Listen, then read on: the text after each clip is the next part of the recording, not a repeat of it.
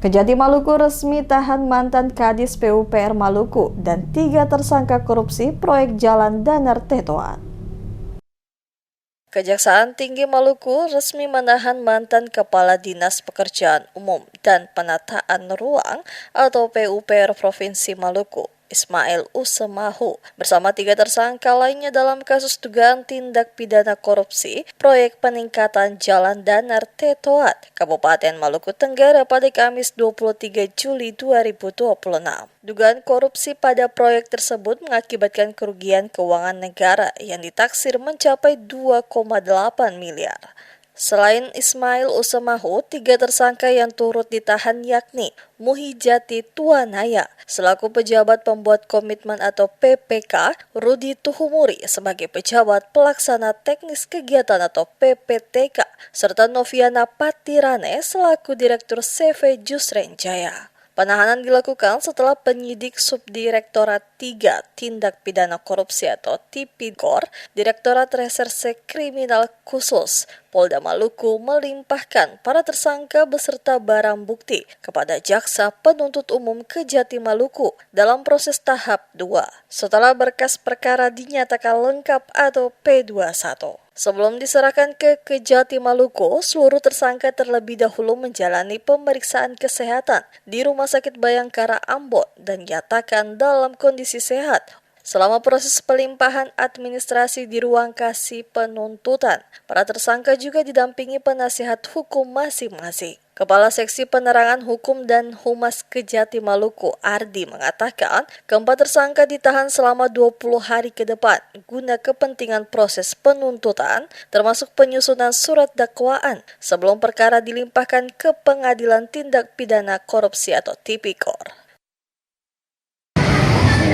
Hari ini kami telah menerima tahap 2 dari Polda Maluku terkait perkara Tipikor Jalan Danar Tetoat, di mana hari ini tahap 2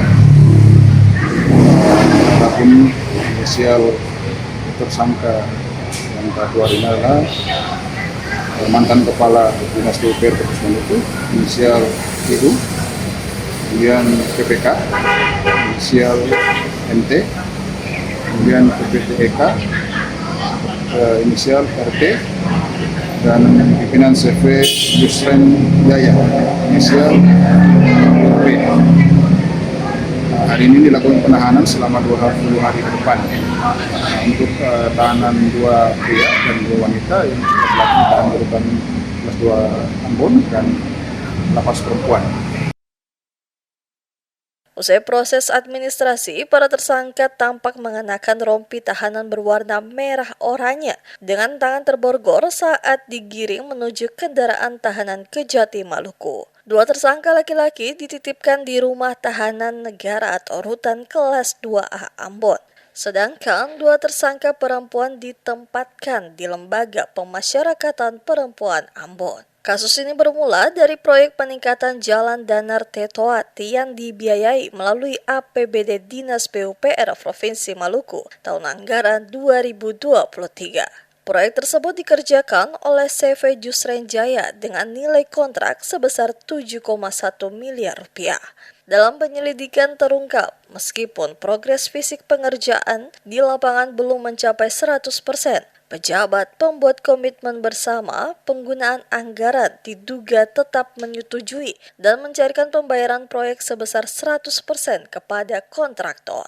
Berdasarkan laporan hasil audit Badan Pemeriksa Keuangan atau BPK, pencairan anggaran yang dilakukan tanpa penyelesaian pekerjaan sesuai kontrak tersebut mengakibatkan kerugian keuangan negara yang diperkirakan mencapai 2,8 miliar. Dalam rampungnya pelimpahan tahap 2, proses hukum perkara dugaan korupsi proyek peningkatan Jalan Danar Tetoat kini sepenuhnya menjadi kewenangan Jaksa Penuntut Umum Kejati Maluku untuk segera dilimpahkan ke Pengadilan Tipikor guna menjalani persidangan.